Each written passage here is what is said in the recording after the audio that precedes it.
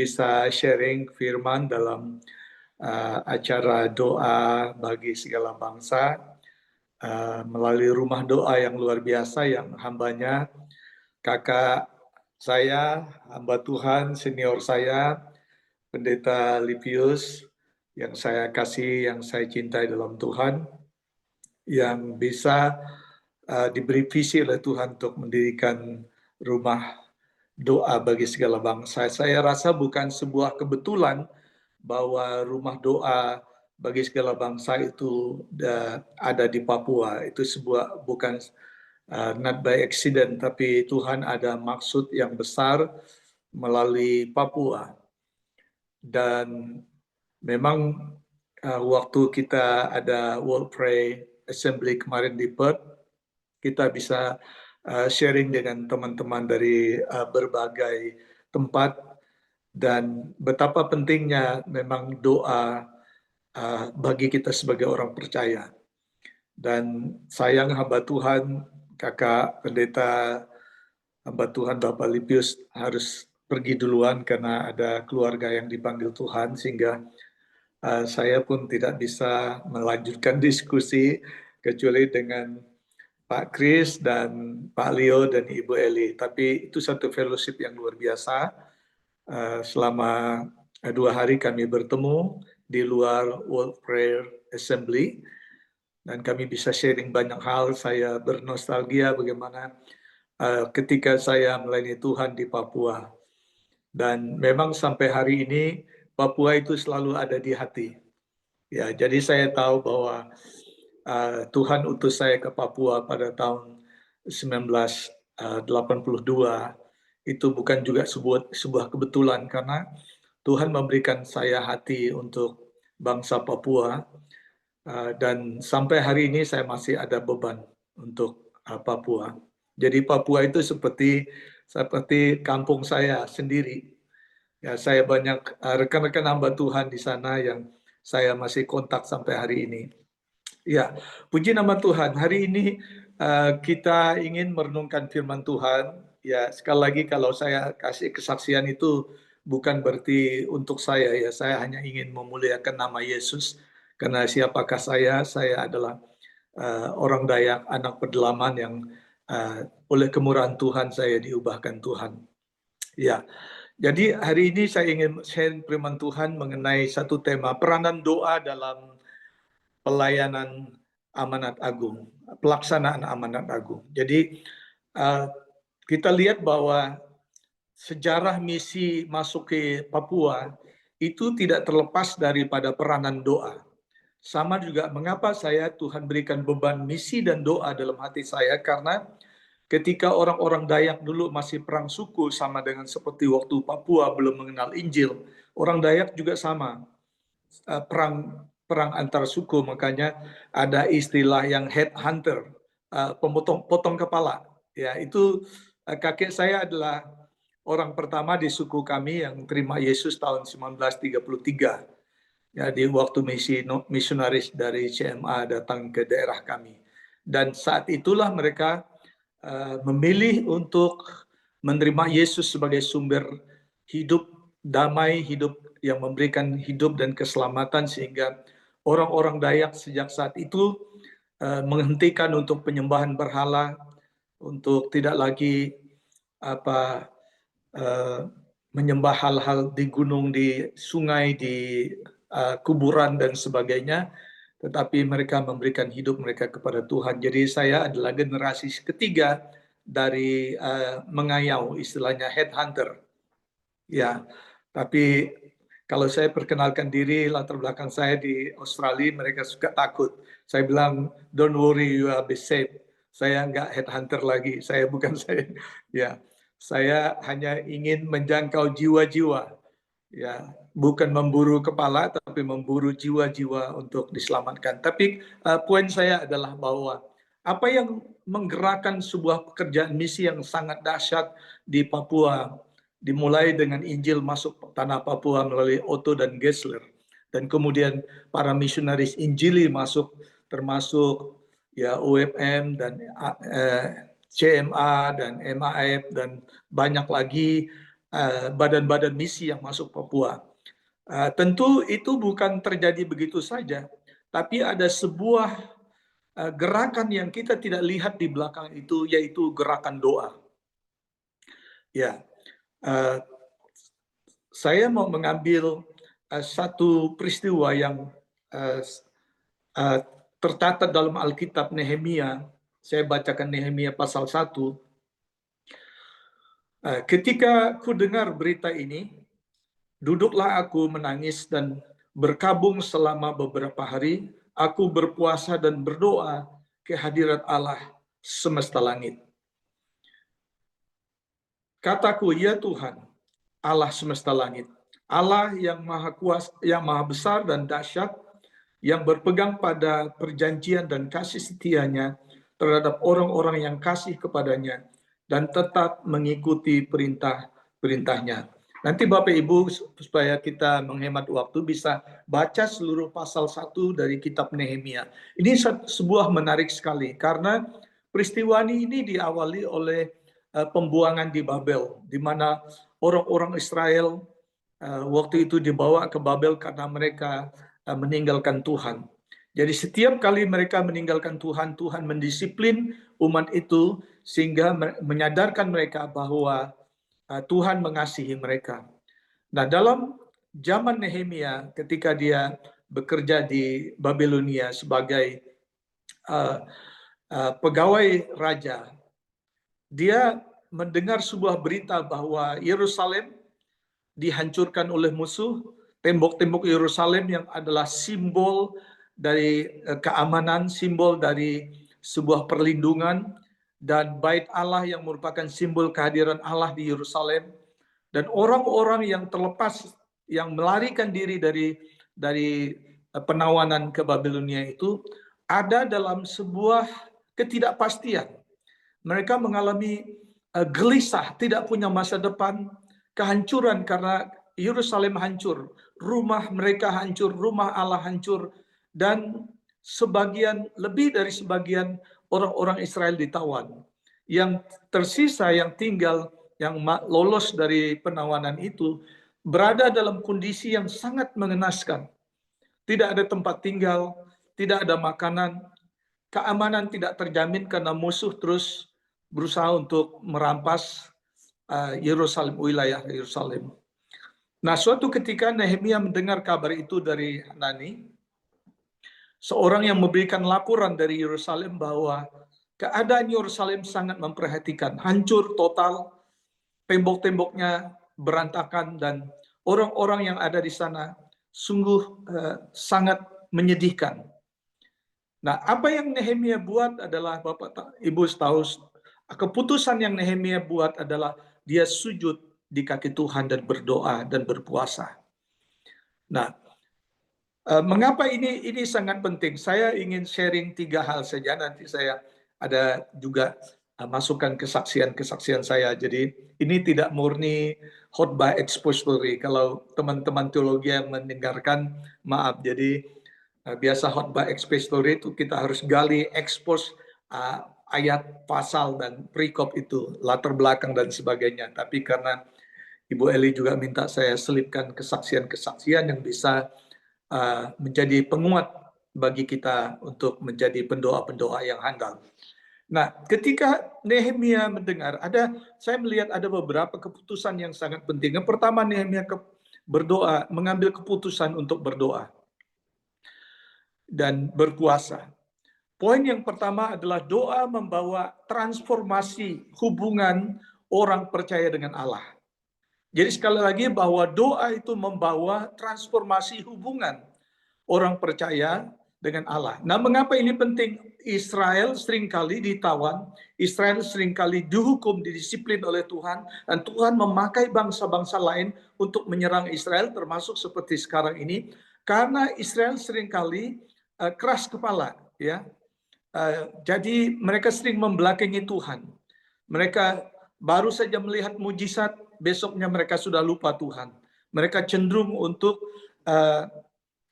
bermain dengan dunia ini, menyembah berhala dan menyamakan diri dengan orang dunia.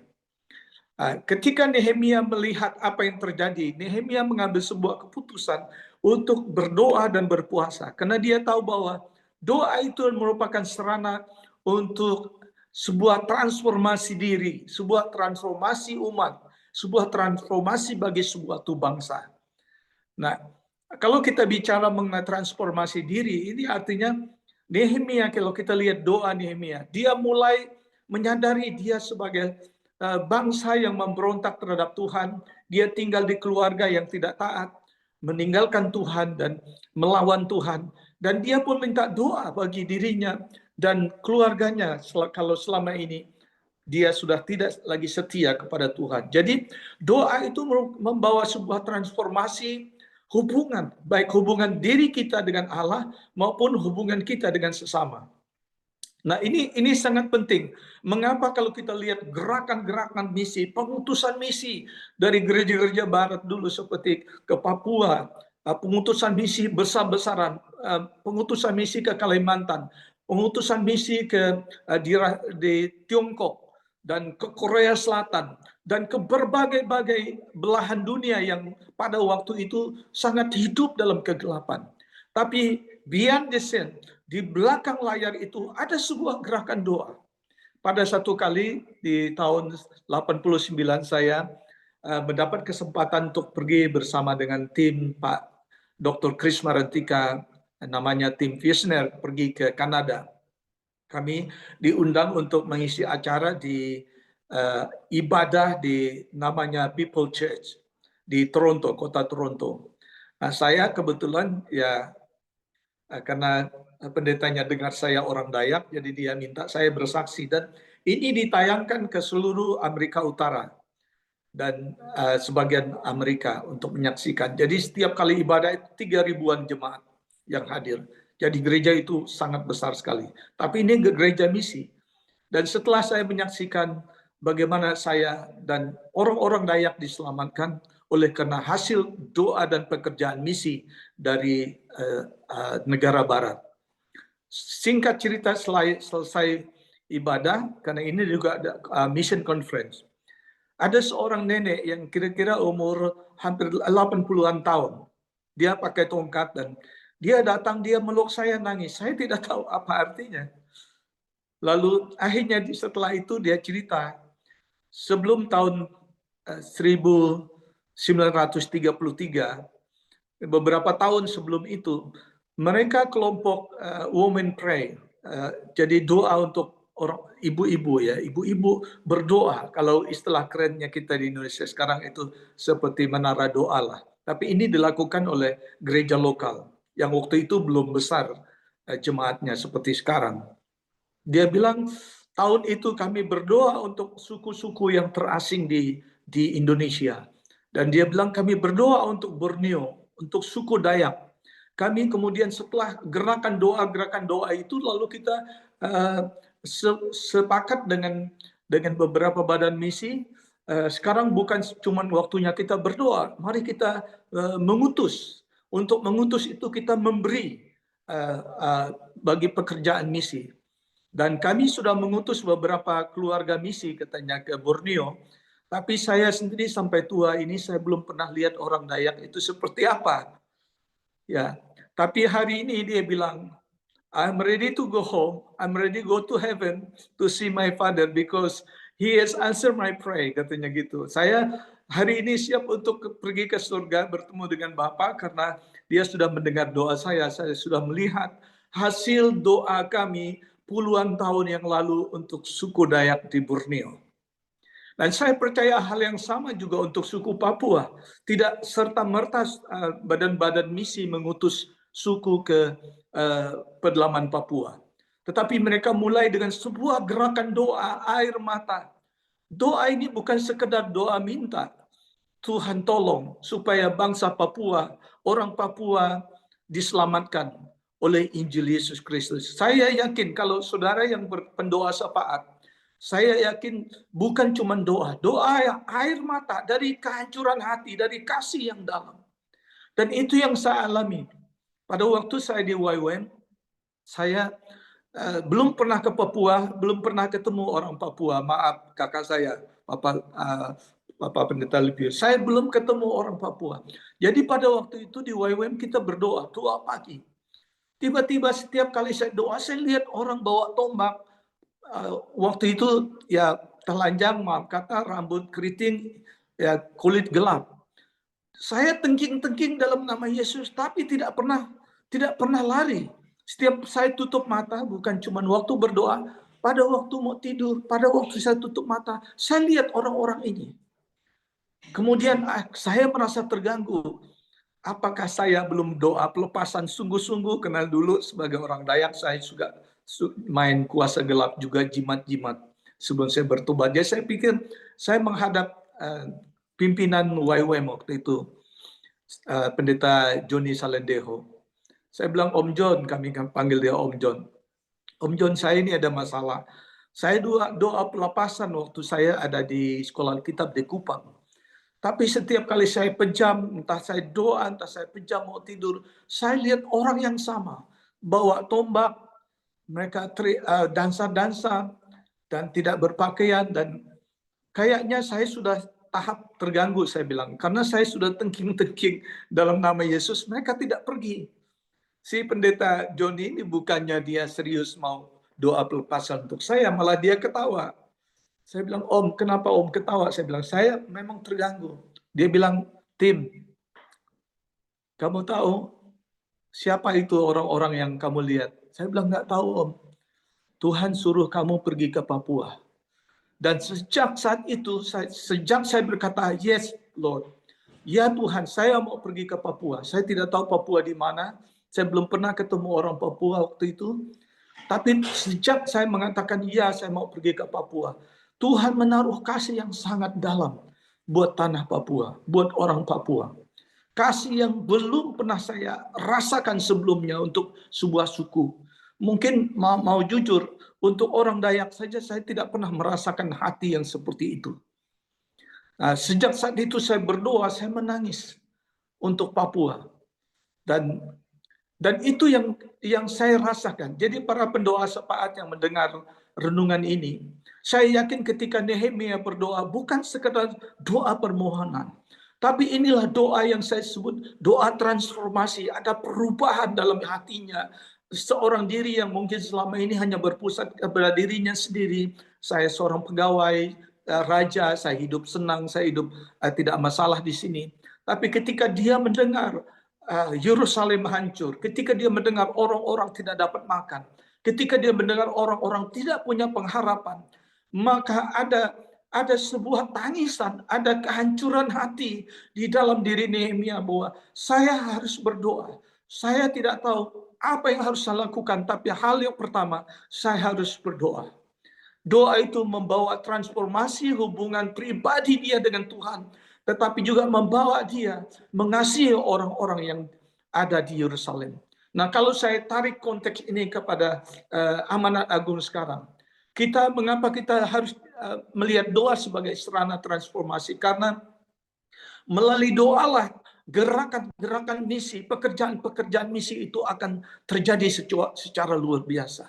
Orang yang banyak berdoa, pasti di hatinya itu punya kerinduan untuk keselamatan bagi jiwa-jiwa. Tapi orang Kristen yang malas berdoa, gereja yang tidak berdoa, pasti tidak punya beban untuk melayani Tuhan. Pasti tidak punya beban untuk melayani jiwa-jiwa. Nah, jadi Bapak Ibu Saudara, jadi transformasi diri ini penting. Para pendoa sepakat, kita perlu, kalau kita ingin melihat dunia diubah, mari kita minta Tuhan mengubah, mentransformasi diri kita terlebih dahulu. Kemudian ketika hubungan kita dengan Tuhan beres, maka kita akan dibukakan Tuhan membangun hubungan networking sesama kita. Dan Tuhan akan menaruh beban-beban misi itu di hati kita. Karena ada terobosan yang diberikan Tuhan melalui transformasi doa itu. Nah, yang kedua yang saya lihat bahwa doa membuka terobosan baru, breakthrough ya, bagi pekerjaan Tuhan yang lebih besar. Nah, ketika kita tahu ceritanya, ketika habis Nehemia berdoa, dan dia tidak hanya berdoa, tetapi dia minta breakthrough, sebuah terobosan baru. Terobosan baru itu apa? Tuhan gerakan hatinya, kamu menghadap raja. Dan dia pamit. Sebelum dia pamit, raja mengatakan, Nehemia, mengapa wajahmu suram? Mengapa kamu tidak ada sukacita? Kamu melayani tidak seperti biasanya.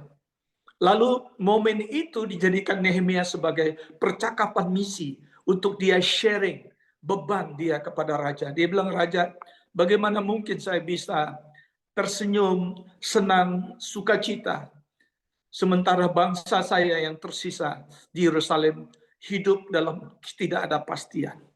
Mereka tidak punya masa depan, Raja. Mereka makan pun tidak ada. Mereka mencari pelarian dari satu tempat ke tempat yang lain karena musuh-musuh berusaha untuk merampas hidup mereka. Dan apa yang terjadi, saudara-saudara? Melalui kuasa doa, transformasi kuasa doa itu juga menjamah hati Raja Artasasta. Dan akhirnya dia bilang, apa tindakan kamu selanjutnya? Nehemia berkata, baik Raja, izinkan saya, utuslah saya pergi ke Yerusalem. Saya akan membangun tembok Yerusalem dan saya akan memberi makan orang-orang yang ada di sana. Dan saya akan membangun kembali dan setelah itu saya akan kembali ke tempat ini untuk melayani raja. Dan bukan cuma itu, raja memberikan dia surat. Dan raja mengatakan, saya akan memberikan surat kepada bupati-bupati wilayah-wilayah yang dekat dengan itu seperti Libanon dan semua tempat-tempat, supaya mereka, bupati-bupati itu yang di bawah kekuasaanku, kata Nabukadnezar, akan memberikan kamu pertolongan. Dan inilah kalau kita mulai dengan sebuah gerakan doa, Tuhan akan membuat sebuah breakthrough, sebuah terobosan baru yang tidak pernah terpikir oleh Nehemia pada sebelumnya.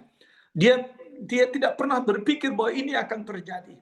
Tetapi itu yang Tuhan buat. Ketika ada umat Tuhan yang dengan faithful to pray, dengan sungguh-sungguh setia berdoa kepada Tuhan, maka Tuhan akan membuka pintu terobosan baru yang tidak pernah kita pikirkan. Saya waktu KKR di Papua, waktu tahun sebelum COVID itu, saya membawa firman Tuhan yang sama, tapi dalam bahasan yang lain. Saya bilang, di Papua ini seperti Jerusalem, di mana Papua punya semuanya. Tetapi sekarang Papua sudah bukan lagi seperti Yerusalem yang kita dambakan. Ada banyak hal yang terjadi di tanah Papua. Ada banyak orang yang tidak punya kepastian di tanah ini. Ada banyak orang yang menjadi asing di tanahnya sendiri. Ada orang yang merasa terancam di tanahnya sendiri. Ada orang yang merasa tidak nyaman di Honainya sendiri. Ada orang yang merasa tidak punya masa depan di tanahnya sendiri. Karena ada sebuah gerakan, ada musuh besar di belakang yang mau menghancurkan Papua. Jadi Tuhan ingin memanggil Nehemia, generasi Nehemia harus membuat sebuah terobosan melalui doa. Karena melalui doa itulah akan Tuhan bukakan terobosan baru. Dan Bapak Ibu saudara yang kasih dalam Tuhan Yesus. Dan ini yang terjadi. Saya ingin bersaksi ketika ada kejadian dengan konfrontasi dengan Indonesia dengan Malaysia. Kami ada di daerah perbatasan itu.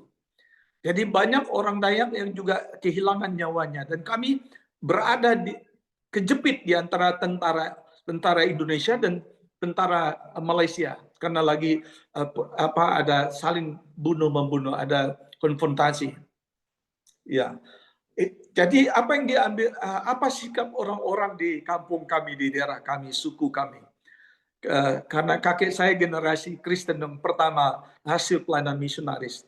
Mereka berdoa, bangun pagi, tugas kakek saya adalah memukul gong itu. Gong, tahu gong ya? Dipukul gong itu jam 4:30 pagi. Membangunkan seluruh orang kampung untuk berdoa. Dan Bapak Ibu, apa yang terjadi? Di daerah-daerah lain terjadi penculikan, di daerah lain terjadi pembunuhan. Tapi di kampung di daerah kami, suku kami itu aman. Karena apa?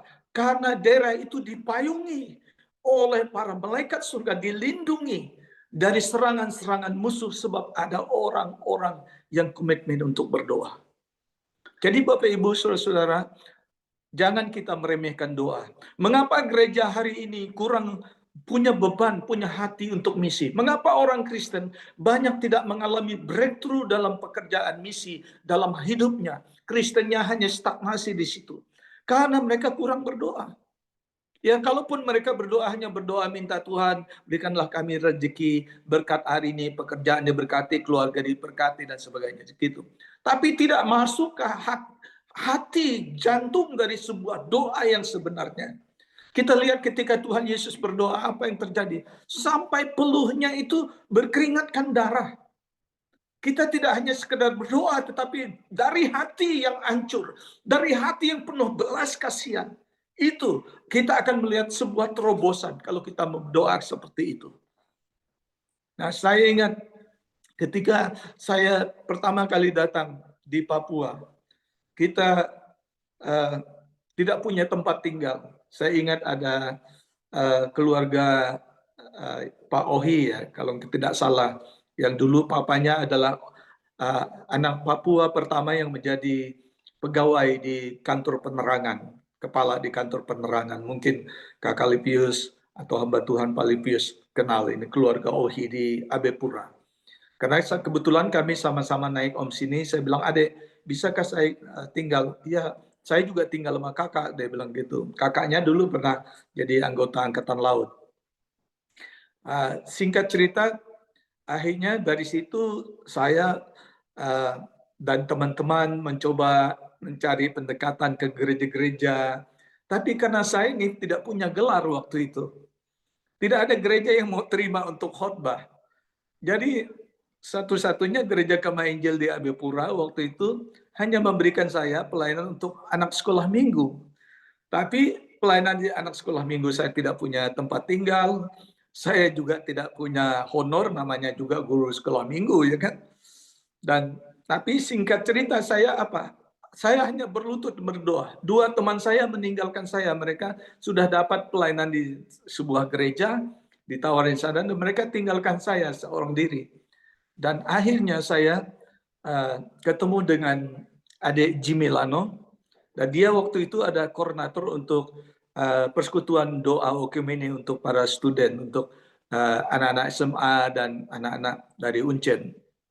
Dan disitulah saya pelayanan. Akhirnya pendeta Jimmy Lano bilang, kakak, kau tidur dengan kita, tinggal dengan kita sudah. Tapi dia bilang, maaf tidak ada kamar karena kami ini ada lima bersaudara dan semua kamar penuh dan kakak bisa tidur. Oh nggak apa-apa, saya tidur di luar. Tapi persoalannya dia bilang, saya punya bapak ini tukang minum. Jadi waktu itu bapaknya belum bertobat. Jadi saya tunggu mereka selesai main main kartu, bisa sampai subuh mereka sambil minum ya, teman-temannya si Om itu. Ya, akhirnya ya saya begitu. Kadang-kadang tidur, bukan kadang, sering memang sambil duduk sambil ketiduran begitu. Dan suatu pagi saya lihat di belakang rumah Papa Jimmy punya papa itu ada kandang ayam. Mereka pernah piara ayam Bangkok, tapi sudah dijual semua. Ya tinggal kotorannya saja. Terus saya bilang, Bapak, saya bisa minta izin kah anak bisa tidur di pakai kandang ayam ini buat tidur. Ini Papa itu nangis. Dia bilang, anak, Bapak ini tukang mabuk. Tapi sejak saat papa tidak suka tidak tega lihat anak masa tidur di kandang ayam. Tuhan kasih saya hikmat, saya bilang, Bapak jangan khawatir. Juru selamat saya, juru selamat kita Yesus Kristus saja lahir di kandang binatang, apalagi saya cuman hambanya. Apalah artinya seorang Timotius ini, saya bilang. Jadi izinkan saya bersih kandang ayam, saya bisa tidur situ. Dengan nangis dia peluk saya. Jadi tiap pagi singkatnya saya bersihin, saya kasih batu-batu kerikil dari sungai saya bawa, saya amparin untuk menutupi kotoran-kotoran yang sudah dibersih, yang kering, kotoran ayam. Lalu disitulah saya amparkan tempat sebuah triplek dan tidur di situ. Saya namai ke tempat itu adalah Pondok Samaria.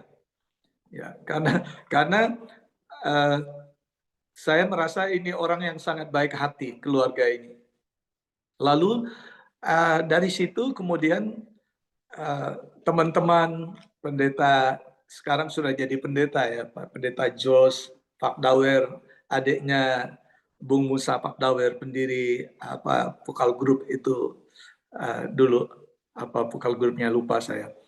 Tapi ya mereka minta saya, kakak bisa pelayanan di kita kah di SMA di AB.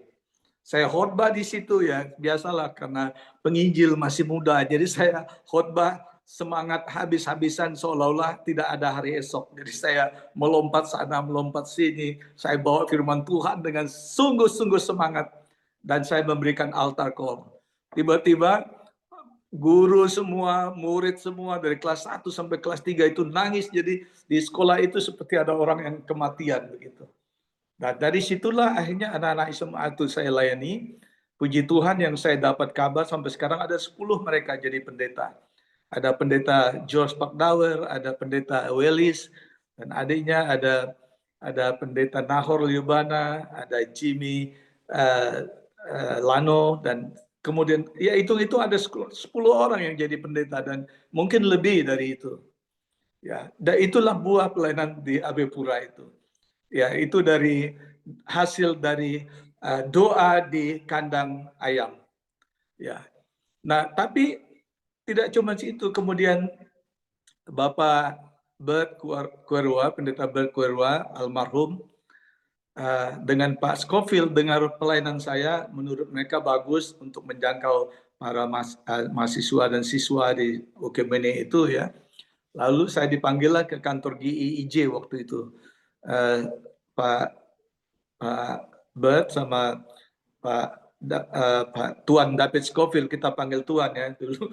Kalau misionaris itu kita hormati mereka. Di Kalimantan juga kita panggil Tuan. Tuan Scofield dengan Bapak Pendeta Bert panggil ya anak kita. Kalau anak memang mau gabung dengan GIJ, kami memang butuh banyak pelayan. Saya pikir mengapa tidak? Saya sudah jauh-jauh datang dari Kalimantan ke Jawa dan datang ke Papua. Tentu sebuah pelayanan yang ditawarkan sebuah kehormatan. Tapi Bapak berdua bilang, tapi kita akan kirim anak ke Nabire bantu pelayanan di sana. Waktu itu ada pendeta Yansen Yoko di GIIJ Kalvari di Nabire sama Pak George Jagger. Ya. Lalu saya singkatnya pergilah saya ke Nabire dan di sana saya mulai pelayanan membantu gereja di sana, perkunjungan, dan kalau di youth center itu kalau Kakak Levius pergi ke youth center di Nabire mungkin masih ada, saya tidak tahu apakah ada di situ. Itu pertama kali yang ngukur itu bikin lapangan voli, ngecat apa itu saya pertama dengan mandornya itu adalah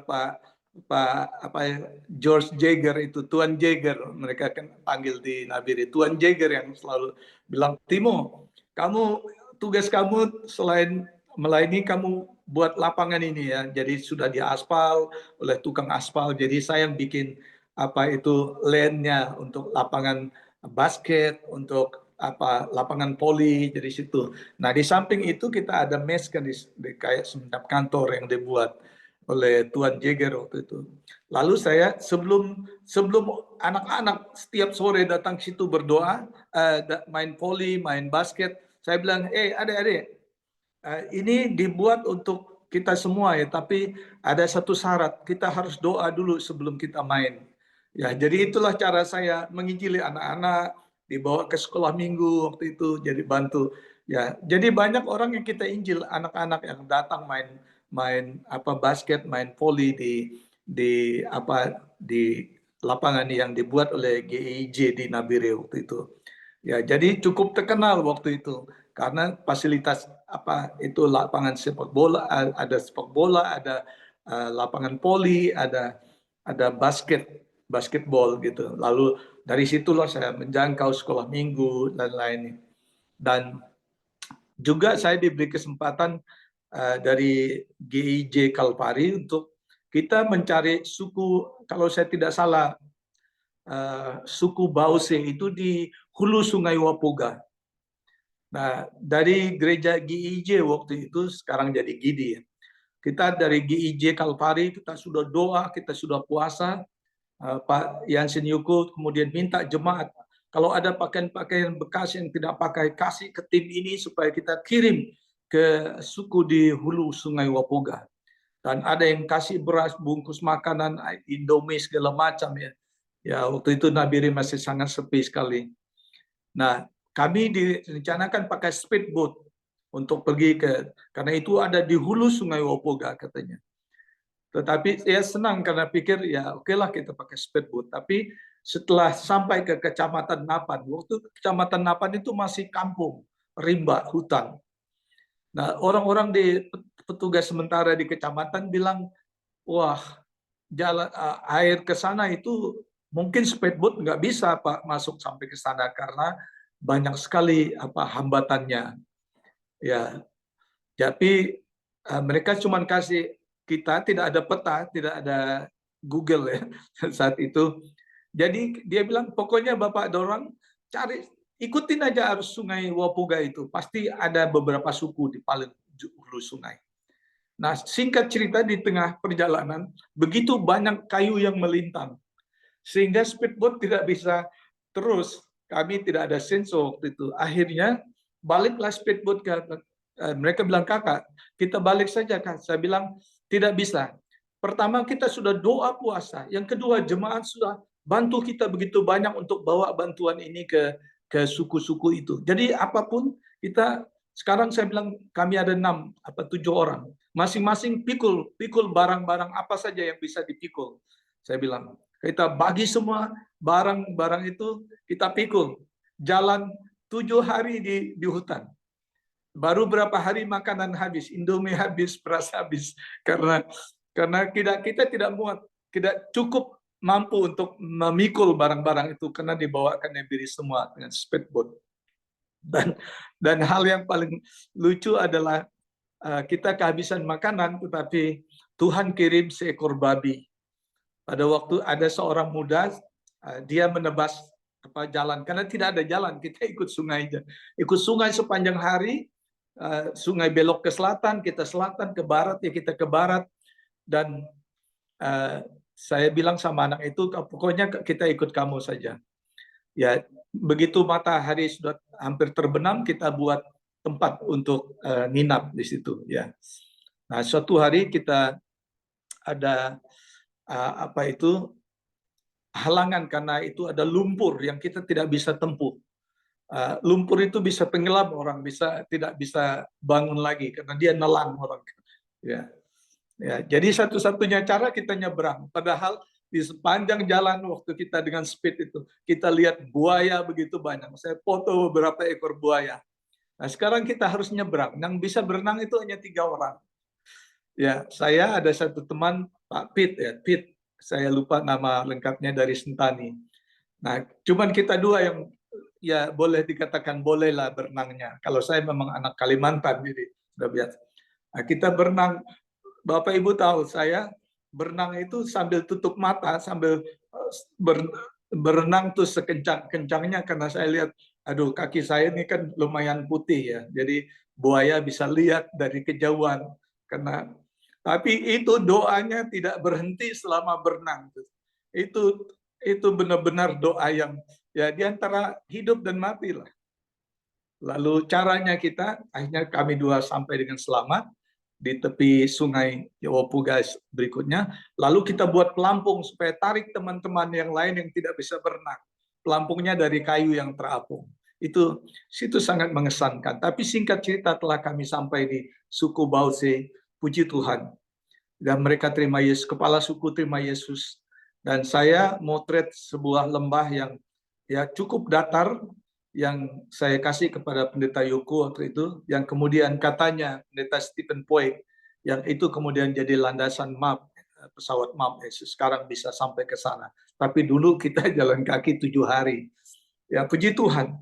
Jadi kembali bahwa doa itu bisa membuat sebuah terobosan yang kita tidak mungkin terjadi oleh pikiran manusia, apa yang tidak mungkin, apa yang sulit bagi manusia, tapi melalui kuasa doa Tuhan membuat terobosan baru.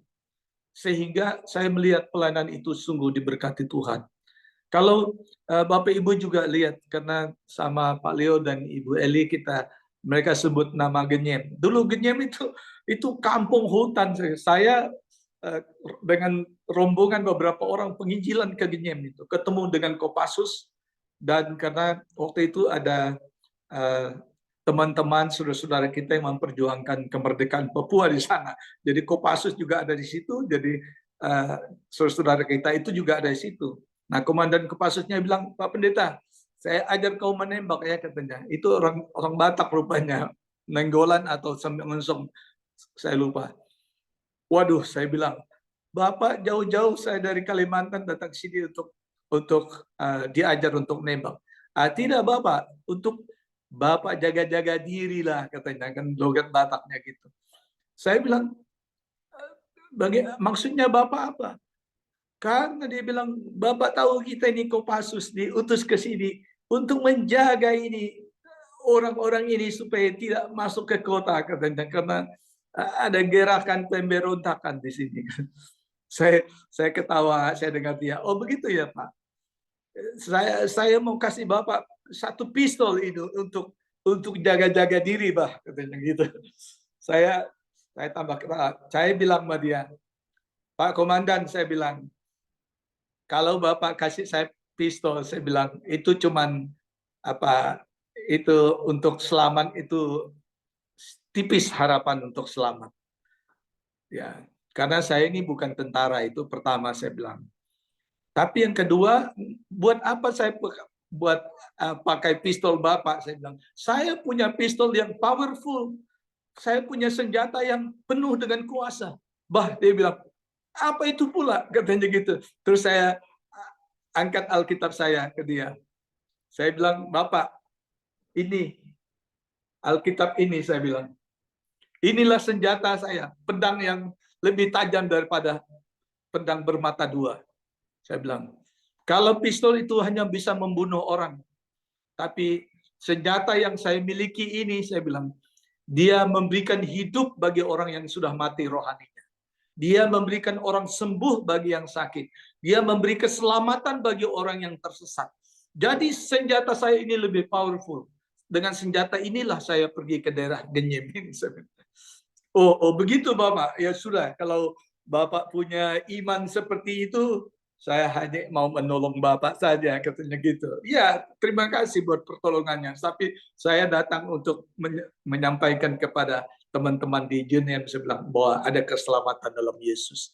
Nah, jadi Bapak Ibu Saudara, jadi kalau kita menjadikan doa sebagai the way of life, sebagai gaya hidup kita orang percaya, maka Tuhan akan membuat sebuah breakthrough.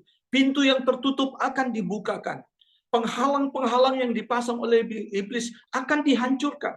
Nah, kita lihat sejarah kasus Nehemia kembali. Akhirnya semua bupati membantu dia, Yerusalem dibangun kembali, kemudian orang-orang di Yerusalem mempunyai pengharapan lagi, dan mereka merasa aman lagi, dan mereka punya masa depannya yang mereka rindukan kembali. Nah, kalau kita tarik lagi konteks ini kepada masa sekarang ini, apakah Indonesia aman-aman saja? Apakah Yerusalem kita aman-aman saja? Apakah Australia aman-aman saja? Apakah dunia ini sedang aman-aman saja? Saya rasa sangat tidak. Kita tahu bahwa di mana-mana terjadi perang sekarang ini. Segala suku bangsa sedang mempersiapkan dana yang besar-besaran, bukan untuk memberi makan rakyatnya, tapi untuk membeli senjata, karena mempersiapkan sebuah perang besar di depan. Nah, artinya bahwa Yerusalem kita, dunia yang kita sedang tinggal ini, sedang porak-poranda, sedang dihancurkan oleh musuh. Narkoba menghancurkan, pergaulan bebas menghancurkan, media menghancurkan tatanan rakyat, dan segala macam sistem politik, sistem hukum yang tidak adil.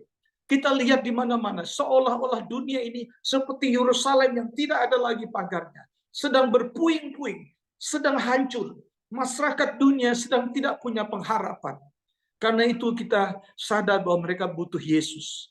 Dan itu harus dimulai oleh para pendoa. Jadi jangan meremehkan lutut dan air mata kita. Karena waktu kita berdoa, Tuhan buat sebuah transformasi, terobosan baru. Yang ketiga, saya mau cepat, bahwa doa membawa kesatuan yang total dalam tubuh Kristus. Nah, kenapa banyak perpecahan? Kenapa banyak permisahan? Mengapa denominasi satu, pemimpin satu, pendeta satu, tidak bisa satu sama lain? Ya, istilah kita di Papua, orang gunung tidak bisa makan duduk dengan orang pantai tidak bisa salaman dengan orang gunung, itu dulu, ya kan? Tetapi doalah yang bisa merekat, yang menyatukan tubuh Kristus ini. Yesus dalam Yohanes pasal 17, dia berdoa. Bukan untuk murid-muridnya saja dia berdoa, katanya. Tetapi untuk orang-orang yang dilayani, termasuk untuk kita hari ini, yang adalah hasil pelayanan dari murid-muridnya. Supaya apa? Supaya mereka menjadi one, unity. Unity in Christ, one in Christ. Karena kesatuan itu akan membuat sebuah gerakan rohani yang luar biasa.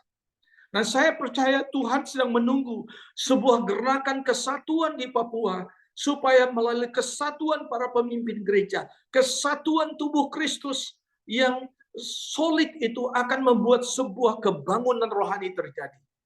Karena di mana ada kesatuan, di situ ada kebangunan rohani. Di mana ada kesatuan, di situ ada penuaian jiwa-jiwa. Di mana ada kesatuan, di situ Roh Allah bekerja secara luar biasa. Dalam Kisah Para Rasul kita lihat, Kisah Para Rasul pasal yang ke-1 itu. Pasal yang kedua, pasal 2 ayat 42. Di sana firman Tuhan katakan mereka selalu bertekun dalam pengajaran rasul-rasul dan mereka bertekun di dalam doa. Mereka sehati untuk memecahkan roti dan berdoa secara bergiliran. Artinya apa? Doa dapat menyatukan kita. Doa seperti yang dibuat oleh World Prayer Assembly kemarin di Perth. Dari berbagai denominasi, dari berbagai negara kita bisa bersatu, join hand together and pray together. Saya ingat Pak Kris almarhum pernah berkata, untuk melakukan tugas manat misi kita perlu 3Ps katanya, 3P yang sangat penting. Yang pertama adalah pray together. Ini penting. Amanat agung bisa selesai kalau kita unity in pray. Kesatuan di dalam doa, pray together. Tapi tidak hanya cukup pray together, ada P yang kedua katanya, paying together, yaitu bayar bersama, berkorban bersama-sama. Jadi melalui menara doa, kita doa 24 jam dalam setiap hari. Tetapi juga kita berdoa supaya Tuhan gerakan orang-orang Kristen untuk memberi, paying together. Memberi untuk apa? Untuk pekerjaan misi. Karena mengutus misi perlu dana. Mengutus misi perlu orang yang berdoa, mengutus misi perlu dana. Karena itu pray together itu penting. Menyatukan kita untuk praying together. Kemudian paying together, bayar bersama, bayar harga bersama, bayar apa? Ini saya kalau mission trip saya tidak pernah ini, saya bayar sendiri. Saya usaha sendiri, bekerja.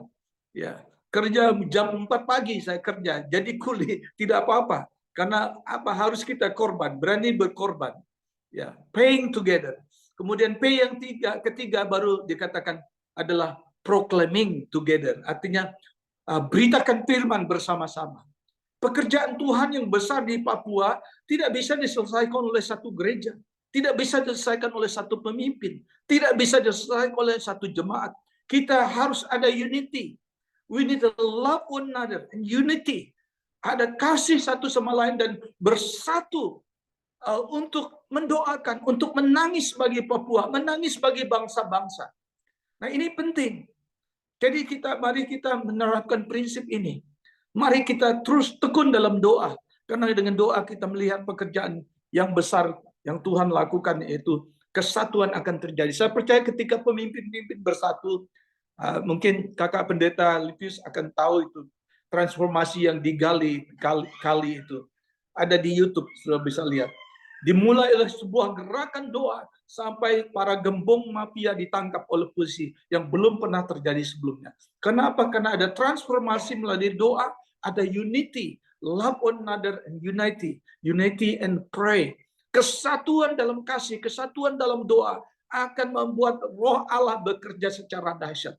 Kisah Para Rasul pasal 4 tadi juga sampai Petrus mengatakan dengan Berdoa buat mereka untuk supaya berani menyampaikan kebenaran firman. Jadi doa itu membuat orang berani menginjil. Doa itu membuat orang berani bayar harga. Kuasa doa itu membuat orang tidak selfish, tidak mementingkan diri sendiri, membuat orang berani berkorban. Nah, orang Kristen yang tidak mau berkorban apa? Karena dia jarang berdoa. Karena dia tidak sungguh-sungguh berdoa. Karena ketika dia berdoa, dia pasti mau berkorban. Karena kalau dia mengerti prinsip doa, dia akan bayar harga. Bukan cuma berdoa, bukan cuma berlutut, bukan cuma dengan air mata, tapi juga paying, bayar. Apa mau berkorban? Saya heran banyak pengusaha-pengusaha Kristen di Indonesia begitu kaya diberkati tapi pelit. Kenapa? Karena mereka hanya berpusat pada dirinya sendiri. Ya. Jadi penting doa itu penting. Ya, terima kasih kepada Kakak Pendeta, Kakak Lepius untuk membuat menara doa ini. Tentu banyak pengorbanan untuk bangun menara doa, untuk bangunan. Fasilitas ini kita harus maksimalkan untuk berdoa bagi bangsa-bangsa, khusus bangsa Papua. Kita berdoa supaya ada terobosan, ada transformasi, dan ada kesatuan yang total ya di antara para pemimpin. Orang gunung, orang pantai, Lapuan Narer, kasih Kristus mengasihi kita semua. Kita jangan pandang bulu. Entah pendatang dan orang asli Papua, we are one in Christ. Kita satu dalam Kristus. We are one body, we are one family. Kita satu keluarga, satu dalam Tuhan. Mari kita tidak melihat merek kita, bendera kita, tapi kita harus bersatu. Kita harus saling mengasihi. Kita harus melekat dalam kesatuan. Karena pekerjaan misi untuk Papua tidak bisa diselesaikan oleh satu gereja. Tidak bisa diselesaikan oleh satu pemimpin. Orang gunung dan pantai dan pendatang harus bersatu sebagai tubuh Kristus. Dalam kesatuan yang kuat, dalam doa, dalam kasih, dalam berkorban. Sehingga kita lihat orang-orang akan dijangkau. Waktu saya pelayanan ke Arso, itu ya Kakak Pendeta, itu jalannya itu belum ada aspal sama sekali. Itu jalan proyek. Karena baru transmigrasi baru dikirim, itu baru satu kloter, hanya beberapa keluarga saja. Tapi saya sudah masuk ke situ, Pak Skopil sama Papa Bert sudah suruh saya untuk pelayanan merintis misi pelayanan pos, mau mendirikan pos GIIJ di Arso, di situ ya. Jadi waktu saya naik motor itu berapa kali saya jatuh di kubangan karena jalannya itu becek dan saya khotbah dengan basah kuyup dengan itu lumpur ya. Tapi saya semangat sekali. Tapi saya sudah rasakan karena waktu saya ke sana hanya baru sedikit saja keluarga Papua, tetapi banyakkan dari Jawa. Dan yang saya kaget adalah ini mungkin belum pernah saya cerita melalui terbuka begini.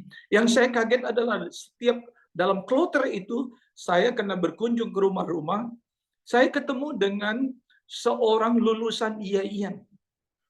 Jadi kalau Ibu Eli mengatakan oh di situ sudah banyak saudara Muslim, saya tidak kaget. Karena waktu kloter pertama saja zamannya Soeharto dia sudah mengutus setiap kloter dalam transmigrasi area baru itu mereka utus lulusan IAIN untuk apa? Untuk mengabarkan untuk Islamisasi. Ya. Jadi itu yang terjadi di Papua pada saat itu. Saya sudah tahu itu gerakan itu karena saya terjun di lapangan. Jadi saya sudah berdoa, saya beri laporan sama Tuan Scofield dan Papa Bert, saya bilang ini ada satu hal yang kalau kita tidak persiapkan Papua ini bisa bukan jadi tanah Injil lagi, saya bilang, tapi bisa jadi tanah mualaf. Kenapa bisa begitu? Saya bilang di tengah-tengah transmigrasi ketemu saya dengan lulusan IAIN. Saya tanya ke dia, Mas, lo ngapain aja ke Papua? You kan sarjana IAIN. Saya bilang, ngapain lo ikut transmigrasi? Oh, ini program pemerintah, Mas, katanya. Setiap kloter itu harus ada imam, harus ada pemimpin agama, harus ada yang bisa mengajarkan mereka. Karena kita ingin juga melalui transmigrasi ini, orang-orang Papua juga tahu Islam itu apa. Islam itu agama yang rahmatil alamin, katanya gitu. Ya saya tidak mau berdebat dengan dia, tapi saya simpan dalam hati. Ini strategi yang sudah dari awal. Ya, makanya saya menangis buat Arso waktu itu. Ya, walaupun saya jatuh bangun dengan motor, ini saya semangat aja menguatkan jemaat yang ada di sini, di sana. Tapi maksud saya, Bapak Ibu, kesatuan hati, kita saling mensupport, saling mendoakan, dan saling mau berkorban, itu kunci sangat penting dalam sebuah pelayanan. Nah, yang terakhir sebagai penutup adalah doa memberi keberanian bagi orang percaya untuk memberitakan Injil dengan penuh kuasa. Ya, saya waktu di Sydney dengan teman-teman Saluto, kita beritakan Injil, kita nyanyi di stasiun kereta, kita nyanyi di jalan-jalan, kita nyanyi di pasar, kita nyanyi di China downtown, kita nyanyi tentang Yesus. Ya, kita beritakan Injil. Jadi doa Bapak Ibu Saudara akan memberikan kita keberanian untuk memberitakan Injil dengan penuh kuasa. Nah, itu yang saya yakin. Bahwa mengapa saya sampai berani pergi ke daerah-daerah waktu itu Genyem yang belum yang masih sangat rawan konflik. Saya pergi ke ujung di Sungai Wapoga yang sangat berbahaya waktu itu. Karena ada keberanian, karena keberanian itu dari kuasa Roh Kudus, karena doa dan puasa yang menggerakkan hati saya untuk mengasihi sampai tidak mengasihi nyawa diri sendiri. Orang Kristen harus sampai pada level ini. Kalau mereka hidup dalam doa, mereka akan diberi sebuah keberanian oleh Tuhan. Bukan keberanian yang konyol, tetapi keberanian yang diberi oleh Roh Kudus untuk memberitakan Injil. Saya setiap kali waktu itu karena belum mampu, maaf ya kakak, ini belum mampu bayar tiket pesawat dulu. Penginjil kan, penginjil yang tidak terkenal. Jadi kita dari Jawa cuman bisa kendaraannya apa? Naik om sini, naik kapal. Tapi saya senang naik kapal. Kenapa? Begitu naik kapal sudah dapat kamar atau kita tidur di deck gitu ya, tidak ada kamar, tidak sanggup juga bayar kamar. Saya langsung menghadap kaptennya. Saya bilang, saya penginjil, Cap. Kalau ada orang Kristen tolong diumumkan, saya ingin khotbah. Jadi setiap saya naik kapal om sini, saya khotbah dari Kupang ke Surabaya, saya khotbah di kapal. Ya, peduli amat mereka kalau nggak mau dengar, masa mereka mau loncat ke laut. Ini kesempatan saya untuk memberitakan Injil. Kadang-kadang saya kasih malum lah, penginjil masih muda. Kadang-kadang saya ada takut-takutin mereka juga dengan saya katakan, kalau kapal ini tenggelam, apakah saudara yakin saudara masuk ke surga? Ya, orang mikir juga akhirnya. Ya, nah itulah gaya penginjil masih muda. Tapi maksud saya bahwa doa itu membuat kita sungguh-sungguh berani untuk memberitakan Injil. Dan doa itu membuat kita on fire. Hati kita tuh terbakar untuk jiwa-jiwa. Tidak mementingkan diri sendiri. Ya, saya di sini saya tidak digaji di gereja. Selama beberapa tahun saya melayani karena gereja masih kecil, kita merintis. Tapi saya bekerja sambil saya melayani, sambil saya melayani suku-suku Aborigin di lapangan-lapangan. Ya, mengalami begitu banyak tantangan, ya penolakan dan sebagainya. Tapi karena di hati ini ada kasih Yesus, oleh karena doa. Karena kalau kita mendoakan suatu suku, kita mendoakan suatu bangsa, mustahil kita cuma berdoa dan masa bodoh. Kalau kita berdoa seperti Nehemia, ketika dia mengalami hati Tuhan, dia tidak cuma berdoa, berlutut dan menangis, tapi dia pergi dengan pengorbanan. Begitu juga para pendoa sepaat yang hatinya penuh dengan beban doa, mereka juga akan berani memberitakan Injil. Nah, kiranya firman Tuhan ini, ya maaf kalau kepanjangan, yang saya seling dengan begitu banyak kesaksian, menguatkan kita semua. Mari Papua kita bangkit untuk berdoa. Mari teman-teman di Papua kita jalin kesatuan yang kuat. Kita tidak bisa melawan siapapun. Kita tidak punya senjata seperti senjata-senjata canggih. Tapi ada senjata yang lebih canggih dari semua senjata itu, senjata doa. Mari kita pakai itu seperti Paulus katakan Efesus pasal 6. Doa kita bisa merupakan sebuah senjata yang menghancurkan setiap serangan musuh, yang bisa membuka ladang-ladang baru bagi sebuah pelayanan. Yang kita akan ada restorasi bagi keluarga kita.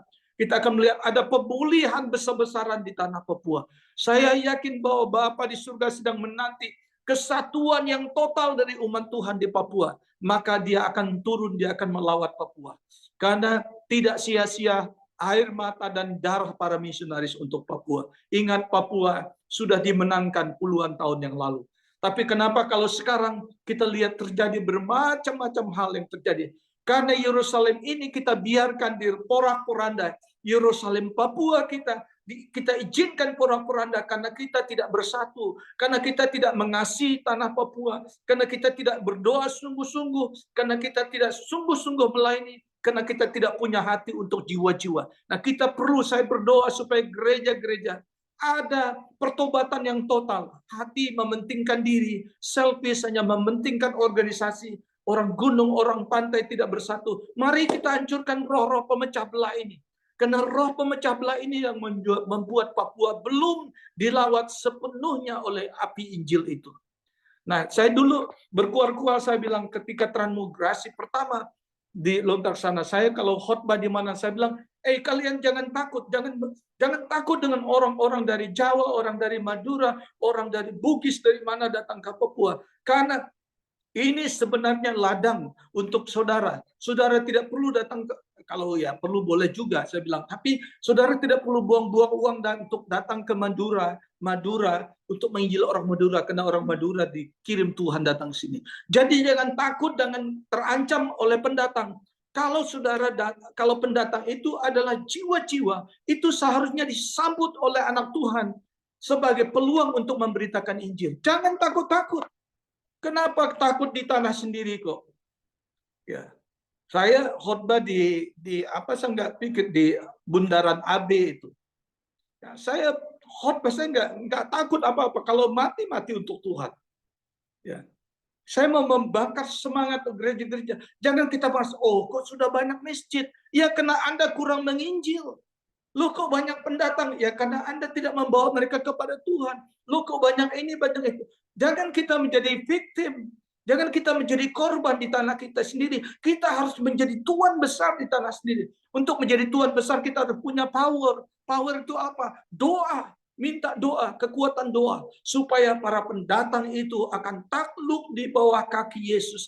Karena begitu mereka menginjak tanah Papua, ada kuasa Injil yang menjangkau mereka. Mereka akan mendengar penyembahan, doa di jalan-jalan, doa di kantor-kantor, doa di supermarket, doa di pasar, doa di pantai, di mana-mana. Karena ada gerakan doa di seluruh Papua, sehingga musuh bertekuk lutut dan banyak jiwa dimenangkan. Itu saja kira-kira firman Tuhan yang menguatkan kita. Mari kita berdoa. Tuhan,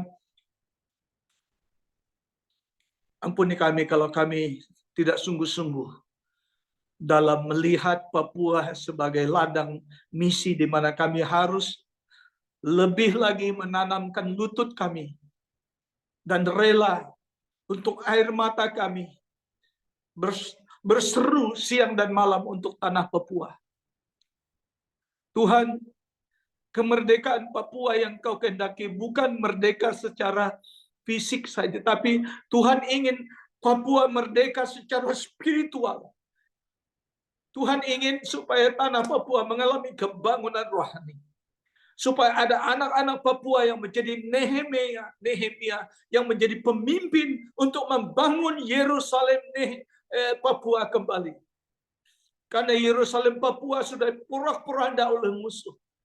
Begitu banyak orang yang berusaha untuk membawa anak-anak Papua keluar dari pagar Injil untuk menerima Injil yang lain. Hamba berdoa Tuhan, supaya ada kegerakan rohani melalui berdoa, melalui menara doa. Tuhan tolong berikan kepada kami di tanah Papua. Kami minta Bapa, berikan kami tanah Papua menjadi tanah Injil.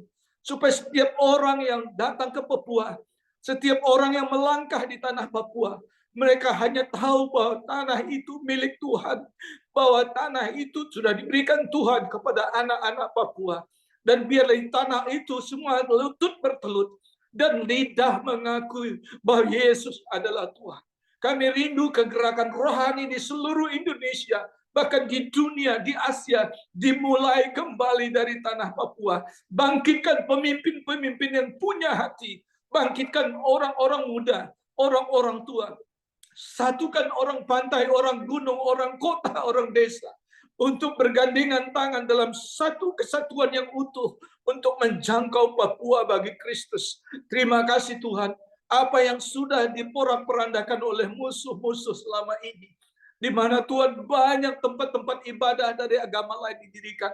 Kami berdoa supaya di tanah Papua mereka menemui Yesus. Supaya di tanah Papua para pendatang berjumpa dengan Yosua Demasaya itu. Supaya di tanah Papua mereka mengalami transformasi. Terima kasih Tuhan. Terima kasih, berkati hambamu Bapak Lipius dan gereja Gidi Tuhan. Berkati Ibu Eli dan teman-teman dalam gerakan doa Tuhan.